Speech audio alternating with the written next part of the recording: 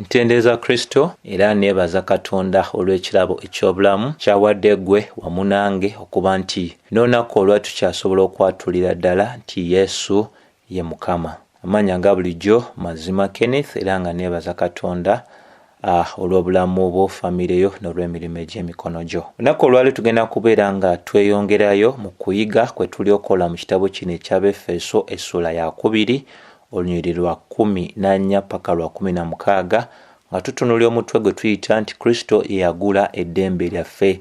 Kristo ye yagula eddembe lyaffe. Bwe tugamba ffe tutegeeza Abayudaaya ne Bannagwanga, era tugwanidde okubanga tujjukira ddala tukyeyongereyo ddala okubeera nga tutunulira ensonga gye tuyita nti kiki kitegeeza okubeera nga tuli mu Kristo Yesu. Omuntu wabeera mu Kristo Yesu wabeerawo ebikyuka, wabeerawo ebyali bikunnyonnyola kaakano ne beera nga tebikyakunnyonnyola.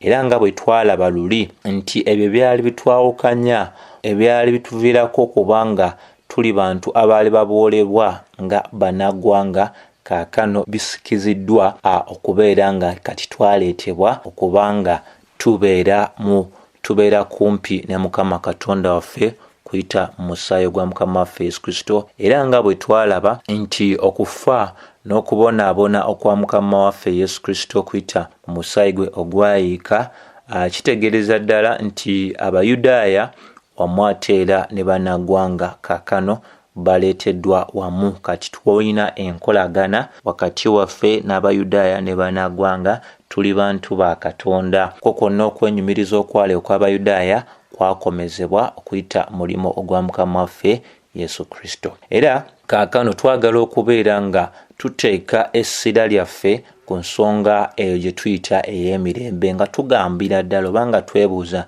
nti tulina emirembe wakati waffe n'Abayudaaya, tulina eddembe wakati waffe n'Abayudaaya mu Kristo. Ensonga lwaki olunyiriri 14 lutandika nga bwe lutandika n'okwogera okw'okubeera nga kwa kunywereza ddala kye tuyita emphasis. Kweva olaba olw'14 lutandika lugamba nti kubanga ye gye mirembe gyaffe, kubanga ye gye mirembe gyaffe. Enjogera eyo oba okwogera okwo mu lulimi olyonaani, okwogera okwo okugamba nti kubanga ye gye mirembe gyaffe, kwogera kwa kubeera nga kusimbira ddala ensonga oba nga kunywereza ddala ensonga n'okubeera nga kumalirawo ddala ebibuuzo byaffe eby'okugamba nti tuyina emirembe gye tusobola okwesigira ddala wamu ne Katonda, wamu atera ne bantu bannaffe be tugamba nti Bayudaaya. So bw'agamba nti ye gye mirembe gyaffe, ye kennyini gye mirembe gyaffe, kikulu nnyo okuba nga tutegeera nti omuntu ayogerwako okuba nti gye mirembe gyaffe si mukulembeze ow'ekitongole ekya United Nations, oba omukulembeze ow'eggwanga ly'olimu, oba omukulembeze ow'eggwanga eriyitibwa erya Amerika oba Russia, oba ensi yonna endala eyogerwako okuba nga nsi y'amaanyi mu nsi muno. Wabula omuntu ayogerwako si mulala ye Kristo Yesu, kubanga Pawulo akkirira mu lw'14 ng'anywereza ddala okuviira ddala mu lw'13, kubanga agamba mu lw'13 nti naye kaakano mu Kristo Yesu mmwe abaali ewala edda musembezebwa olw'omusaayi gwa Kristo. So Kristo yo gwe yatandika nga ayogerako mu lw'13 ate era gwe yamaliza nga ayogerako mu lw'13, ye Kristo gwategeeza okuba nti gye mirembe gyaffe. So emirembe gino giri mu muntu, era atalina muntu ono talina mirembe. Atalina muntu ono ayitibwa Kristo talina mirembe. Wabula kikulu nnyo okubanga natunnyonnyola ebigambo bino funa obukulu bw'ensonga. Bwe twogera ku mirembe tutegeeza ki? Bwe twogera ku mirembe tutegeeza omukwano oba enkolagana wamu ne Katonda wamu ne bantu bannaffe mu kanisa. Enkolagana wamu ne Katonda wamu ne bantu bannaffe mu Kristo. Era tusobola okugamba bwe twogera ku mirembe tuba tutegeeza embeera ey'obutebenkevu wamu ne Katonda wamu ne bantu bannaffe mu kanisa. Jjukira olwo mu luzungu kye tuyita vertical and horizontal relationship, nti waliwo kye tuyita enkolagana ey'obusimba, enkolagana ey'obusimba nga bw'onaatunula nti omuntu nga bw'anaatunula waggulu mu ggulu, n'wabeerawo n'enkolagana gye tuyita ey'oku ddaala lyerimu, kitutegeeza bantu ne bannaffe. Enkolagana ey'obusimba nga tunudde mu ggulu yenkolagana etegeeza nti nga tonnanoonya mirembe n'abantu bonna abalala, noonya okuba n'emirembe ne Katonda. Noonya okuba n'emirembe ne Katonda. Atalina mirembe ne Katonda ziba zimusangidde ddala. Abantu abasinga banoonya nnyo okubanga balina enkolagana ennungi, obutebenkevu obulungi ne bantu bannaabwe, naye beerabira okutegeerera ddala nti enkolagana enkulu ennyo nnyo omuntu gy'alina okuba nayo yenkolagana ey'obusimba ne Katonda, nga omanyidde ddala oli mirembe ne Katonda. Lwaki ekyo kikulu nnyo? Kubanga Mukama waffe Yesu Kristo asomesa mu Luka essula 12 olunyiriri olw'okuna paka olw'okutaano, atulaga nti tutya muntu yenna asobola okutta omubiri ne bibeera nga bikomyawo, naye atugamba tutye oyo asobola okutta omubiri ate n'amaliriza nga asudde n'emmeeme y'omuntu eyo mu kye tuyita omuliro. Oyo si mulala ye Mukama Katonda ffe. So mu byonna bye tukola, byonna abantu b'omanyi, oba baŋŋanda zo, oba mwami wo, mukyala wo, baana bo, mulirwana wo, muntu yenna atalina nkolagana, atalina mirembe ne Mukama Katonda waffe, omuntu oyo ali mu mbeera ey'akatyabaga ddala, nti osobola okumalako ebiseera byonna eby'oku nsi nga tolabye na nnaku nga Katonda akiganyiza, naye nga ennaku ekulindiridde maaso eyo ng'omaze ofuluma mubiri guno, ennaku eyo egenda kuba ya mirembe na mirembe na mirembe. So engeri yokka omuntu gy'asobola okuyingira mu mirembe ne Mukama Katonda waffe kwe kuba nti omuntu oyo aleka amakubo ge ag'okwonoona n'abeera nga yeenenya ate n'ateeka obwesige bwe mu Kristo Yesu. Ekyokubiri, bwe twogera ku nkolagana wamu ne bantu bannaffe, Ebbulaniya 2:12-14 eraga nti tukole kyonna kye tusobola okubanga tukuuma emirembe wakati waffe n'abantu abalala, kubanga watali butukuvu teri n'omu anaalaba Kristo Yesu. Ekyo kikulu nnyo kyakutegeera. Omuntu alina emirembe ne Mukama Katonda waffe, kiba atera kikugwanira okubeera nga obeera n'emirembe eri bantu bannoobo bwe muli mu kanisa eya Kristo Yesu, kubanga tetulina kuleeta njawukana oba kulwanagana. Tulina kunoonya mu kubeera nga twekuumira mu nkolagana ey'emirembe naye abantu bannaffe bwe tuli mu mubiri gwa Kristo Yesu. Era kikulu nnyo okutegeera nti okuzaalibwa omulundi ogwokubiri y'ensonga enkulu eyambira ddala okubeera nga tulina emirembe ne bantu bannaffe mubiri gwa Kristo Yesu, kubanga Abafiripi 2:13 etulaga nti Katonda mwene yakolera mu ffe era n'atuukiriza okwagala kwe n'okuyaayana kwe okuyita mu ffe okubanga tukola ebyo ebimwesa ekitiibwa. Era kikulu nnyo gwe okutunuulira kino wammanga nti gye tuyita emirembe gyaffe ne Katonda gisoboka okubeerawo okuyita mu muntu, era omuntu oyo nga si mulala ye Mukama waffe Yesu Kristo. Twala ekyokulabirako bw'osoma Balumi essula 5 eyogera mu lusooka ng'egamba nti kale twaweebwa obutuukirivu olw'okukkiriza tubeerenga n'emirembe ne Katonda. Ntunuulya, kale bwe twaweebwa obutuukirivu olw'okukkiriza, watali kukkiriza toweebwa butuukirivu, tubeerenga n'emirembe ne Katonda. Kati kisookera ddala kikulu ekyokutegeera nti omuntu atandika akkiriza n'aweebwa butuukirivu, ekiva mu butuukirivu obwo omuntu abeera n'emirembe ne Katonda. N'emirembe gino n'obutuukirivu omuntu abifuna atya? Egamba nti kubwa Mukama waffe Yesu Kristo, kubwa Mukama waffe Yesu Kristo. So emirembe gyaffe gye tuyina eri Katonda oba gye tulina ne Katonda gisoboka olwa Mukama waffe Yesu Kristo. Ensonga lwaki buli muntu yenna agwanidde okuleka amakubo ge amabi n'ateeka obwesige bwe Mukama waffe Yesu Kristo. Era ng'ekyawandiikibwa, ekyandiikibwa kigenda ddala maaso ne kigamba nti ye yennyini gy'emirembe gyaffe, yenjogera y'emu esobola okubeera nga etegeeza nti Kristo ye mutabaganya ow'emirembe gyaffe, kubanga era Isaaya 9:6 egamba ye mulangira ow'emirembe. Bakolisaayi 1:2 etulaga nti okuyita mu kufa kwe ku musaalaba yaleetera okutabaganyizibwa okw'ebintu byonna okuba n'emirembe, ebintu ebiri mu ggulu n'ebintu ebiri ku nsi. Era nga bwe twogera bulijjo nti waliwo abagabi b'omusaayi, naye tusobola okugamba nti omugabi w'emirembe si mulala wabula ye Mukama waffe Yesu Kristo. So ye mutabaganya ow'emirembe gyaffe.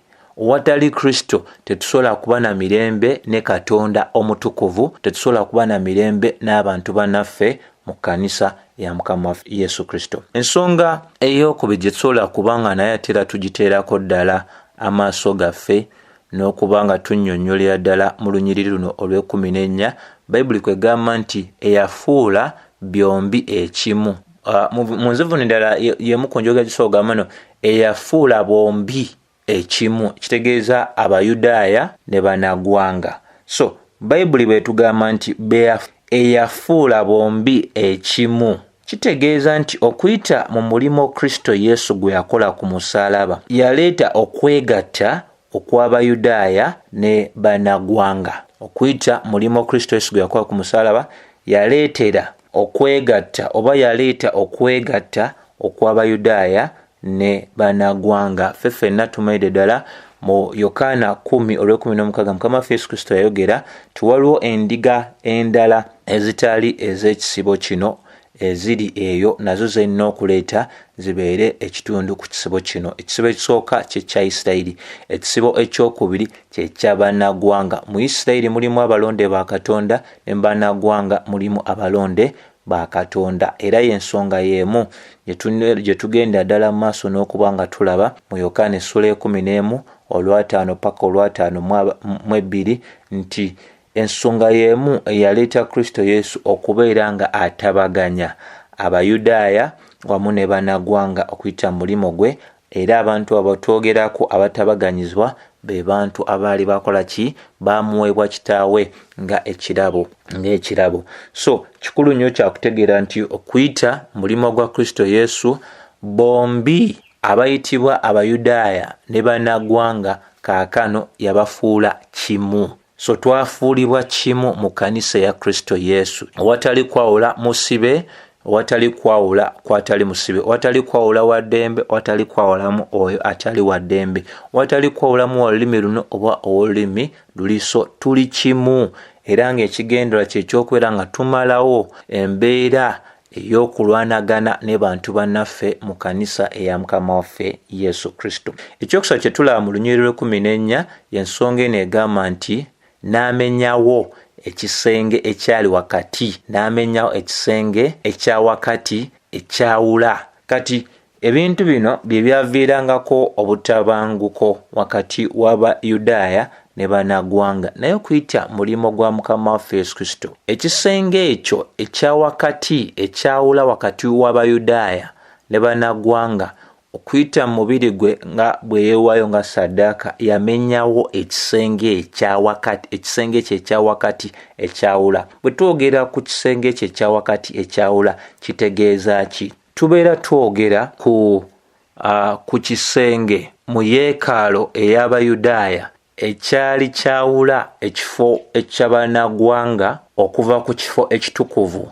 ekyabeerwangamu abo be tuyita Abayudaaya. Bwe twogera ku kisenge ekyo ekya wakati tutegeeza ekisenge mu yeekaalu ey'Abayudaaya ekyakolanga enjawulo wakati w'ekifo ekyo eky'Abayudaaya wamu n'ekifo ekyali ekitukuvu ekyabeerwangamu Abayudaaya. Ng'era bwe tulaba mu Bikolwa by'Abatume essula eya 21 olunyiriri lwa 27 paka olunyiriri lwa 3 nti Pawulo bwe yali akomyewo mu Yerusaalemi yajja n'omwami ayitibwa Trofimo. Bw'ajja n'omwami ayitibwa Trofimo, Bayibuli etulaga nti Abayudaaya abaali bagenda mu maaso n'omulinnya akagere okuviira ddala mu Asiya baatandika okuba nga bakuba emiranga mu Yerusaalemi nga bagamba mu yeekaalu nti Pawulo wuuno agenda mu maaso n'okusomesa abantu okukyawa etteeka lya Musa, asomesa abantu okukyawa ekifo kino, era oyo agenze mu maaso n'okuba nga aleeta ne Munnagwanga mu yeekaalu.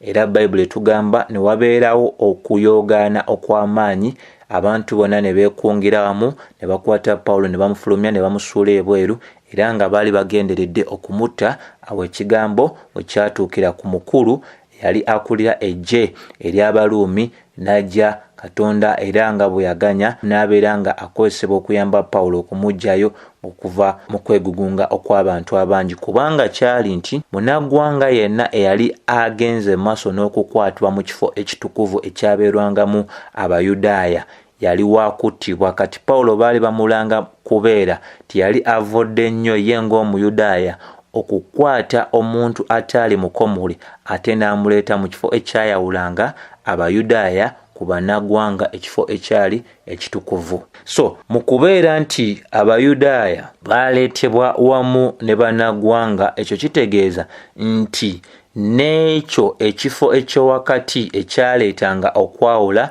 kyali kirina okuba nga kimenyebwawo. Ekisenge ekyo kyalina okuba nga kimenyebwawo, era ekisenge ekyo okuyita mu mulimo gwa Kristo Yesu kyamalibwawo ddala, kubanga omubiri gwe nga bwe yali ayogera mu Yokaana essuula ey'okumeka ey'okubiri nti yali yakusaanyaawo, yali yakuzikiriza yeekaalo eyo, era mu luvannyuma lw'ennaku 3 agolokose yeekaalo eyo. Abayudaaya ne bagamba yazimbibwa emyaka egisoma mu 40, kati anaagisaanyaawo ate mu nnaku 3 n'agizimba. Naye tebaatega nti yali ayogera ku mubiri gwe, era omubiri gwe gwaweebwayo nga ssaddaaka ku lw'abantu bonna, era omubiri ogwo mu gwo Katonda yagenda mu maaso n'okuba nga atuukiriza ebintu eby'enjawulo ebyali byasongebwako mu ndagaano eri enkadde, kubanga okuyita omubiri gwa Kristo Yesu mwe mwali okutabaganyizibwa okw'ebintu byonna, omwo nga mwotwalidde n'abantu be tuyita Abayudaaya ne bannaggwanga. Mu lunyiriri lw'15 mu Befeso essuula ey'okubiri, Pawulo ayogera ku ngeri Mukama waffe Yesu Kristo gye yagenda mu maaso n'okubeera nga amenyawo ekisenge ekyawakati ekyali kireeta okwawula. Ekyawandiikibwa kigendera ddala mu maaso ne kinyweza mu lw'15 nga kigamba nti bwe yamala okuggyawo mu mubiri gwe obulabe tawuleeti ey'ebiragiro ebiri mu mateeka, alyoke atonde mu ye yennyini abo bombi okubeera omuntu omu omuggya okuleeta emirembe. Kati 15 yennyonnyola engeri Mukama waffe Yesu Kristo gye yagenda maaso n'okumenya ekisenge ekyawakati ekyawula, nti kikulu nnyo okutegeera nti Kristo bwe yeewaayo nga ssaddaaka mu mubiri gwe yaleeta enkomerero eya tawuleeti yonna, oba enkola yonna eya tawuleeti, kubanga ye yali engeri Abayudaaya gye baayitangamu okwesaanyiza bo na bokka era ne bagobera wabweru abo be tuyita bannaggwanga. Nti okufa kwa Mukama waffe Yesu ku musaalaba kwaleeta enkomerero eri tawuleeti oba sisitimu yonna ey'ebiragiro bya Musa, nti okuyita mu biragiro ebyo Abayudaaya baabikozesanga oba ye yali engeri gye baayitangamu okubanga beesaanyiza era nga beerabira ddala okubanga bo baali banjawulo nnyo ku kwabo abayitibwa bannaggwanga. Naye Bakolosaayi 2:14 egendera ddala maaso n'ebeera nga enywereza ddala biki ebyatuukawo okuva mulimo Mukama waffe Yesu Kristo gwe yagenda maaso n'okuba nga atukolera, ng'egamba nti n'okusajjula endagaano eyawandiikibwa mu mateeka eyatwolekera eyali omulabe waffe, nayo n'agiggyamu wakati mu kkubo bwe yagikomerera ku musaalaba. So ebyo obutuukirivu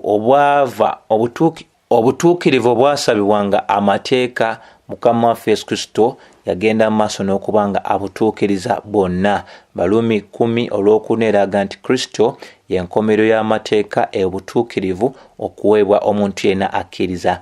Obutuukirivu okuweebwa omuntu yenna akkiriza ani? Omuyudaaya n'atali Muyudaaya. Ensonga lwaki Balumi 8:1 egamba nti tebaliiko musanga babali mu Kristo Yesu. Ekitegeeza nti Kristo yatuukiriza empisa yonna ey'eddiini ey'okunaazibwa y'amateeka ag'okunaazibwa mu ndagaano enkadde, era n'agifuulira ddala etakyalina mugaso. Ekitegeeza nti kaakano we twogerera teri muntu yenna ajja eri Katonda okuyita mu nkola eya tawuleeti, kubanga enkola eya tawuleeti yali mulabirizi waffe ng'okukkiriza tekunajja, naye okukkiriza bwe kwajja tetukyetaaga mulabirizi kubanga ekyo kyekyasongangako kaakano kize. Kristo azze n'atuukiriza byonna, kati tulina kubanga tutunula mabega, tulina kubanga tutunula mu maaso. Ensomesa yaki ya Bayibuli. So kubanga olw'omulimu Kristo Yesu gwe yakola n'amaliriza mu ye, yagenda mu maaso n'okubanga atondawo omuntu omujja. Bayibuli kyeva egenda mu maaso n'egamba, bw'egenda mu maaso n'enyweza mu Lw'ekumi n'ettaano, Befeso 2:15, n'egenda mu maaso n'egamba nti bwe yamala okuggyawo mu mubiri gwe obulabe tawuleeti ey'ebiragiro ebiri mu mateeka nga bwe tulabye, alyoke atonde mu ye yennyini abo bombi okubeera omuntu omujja. So tusobola okugamba bw'obanga tweyambisiza Bagalatiya 6:15, Bakolinso 2:5-17 egamba nti omuntu yenna aba mu Kristo aba kitonde kijja. Tusobola okugamba nti weewaawo Kristo yatuukiriza ebintu bino kubanga kaakano ye mutwe omukulu oba ye mukulembeze ow'abantu bano abajja, ng'era balina obutuukirivu obuteesigamye ku mateeka wabula nga balina obutuukirivu obubwe bwennyini. So abantu abo abajja be yeekolera bombi Bayudaaya na Bannagwanga, era tetubalaba nga bakyali bombi, tulaba omuntu omu kubanga batuukirizibwa mu ngeri y'emu, baweebwa obutuukirivu bwe bumu obwa Mukama waffe Yesu Kristo. Olw'ekumi-n'omukaaga Pawulo amaliriza agamba nti era alyoke atabaganye bombi eri Katonda, nti era okuyita mulimu gwa Mukama waffe Yesu Kristo, Pawulo akuyisa ekigambo eky'amaanyi, ekigambo eky'okutabaganya, ekitegeereza ddala nti guno gwe gwali omusumaali gwe gwasemberayo ddala mu ssanduuku. Bwe yakozesa ekigambo ekigamba okutabaganya mu ngeri emu oba okugamba nti okuyita mu mulimu gwa Kristo Yesu obukyayi n'obulabe obwali wakati w'Abayudaaya ne Bannagwanga, omulimu Kristo gwe yakola ku musaalaba gwakomya obulabe obwo obwaliwo wakati w'Abayudaaya ne Bannagwanga. Amawulire amalungi ge g'okutegeerera ddala nti bwe twogera ku nsonga eyo tulina okujjukirawo gye twatandikidde nga twogera ku mirembe. Twagambye emirembe kwe kubeera nga waliwo obutebenkevu ne Katonda wamu ne bantu bannaffe mu kkanisa, era ekyo mmaze okuba nga tukituukako okuyita mulimu gwa Mukama waffe Yesu Kristo. Katonda takyali mulabe waffe, tetukyalina mbeera egamba nti Katonda mulabe waffe anoonya watuzikiriza, era tulina enkolagana wamu ne bantu bannaffe mu kkanisa eya Mukama waffe Yesu Kristo nga bwe tulabye Bakolisaayi 2:14 ate era Baluumi 8:13 egamba nti ebisaanyizo byonna eby'obutuukirivu obw'amateeka Mukama waffe Yesu yagenda mu maaso n'okuba ng'akola ki? Abituukiriza, era okuyita mulimu gwe yakola ku musaalaba nga tiyamenya bumenyi kisenge kya wakati, wabula ate yaleeta n'okutabaganyizibwa kw'abantu bano abaali ab'emirundi ebiri, Abayudaaya ne Bannagwanga, okubanga bafuuka omuntu omu mu ye yennyini okubeera abantu abajja, era n'aleeta emirembe wakati waabwe. So ekkanisa ya Kristo Yesu erina kusuubirwa mu mirembe. Tetulina kubeeramu na kweyawulamu nti bano bazungu, bano baddugavu, bano baasoma, bano tebaasoma, bano banaku, bano bagagga, bano bampi, bano bawanvu, bano banene, bano batono. So tetulina kubeera n'ezo mbeera wakati waffe kubanga kaakano tuli kimu, kubanga ensonga enkulu ya bwesige bwaffe mu Kristo Yesu, ensonga enkulu si ya bino ebyowabweru wabula emitima egikyusiddwa egibadde egy'amayinja ne tuteekebwamu omutima ogw'ennyama. So bino birina tuyamba mu makuŋŋaaniro gaffe okunyumirwa buli muntu sekinnoomu kubanga tumanyidde ddala tituli kimu Mukama waffe Yesu Kristo. Bw'anaabakkiriza tunasinsikana ate omulundi omundi okubanga tutunuulya ate ennyiriri endala esigaddeyo mu lunyiriri luno olwokubiri. So nsaba ekisa kya Mukama waffe Yesu Kristo kyeyongere okubeera wamu nammwe. Amiina.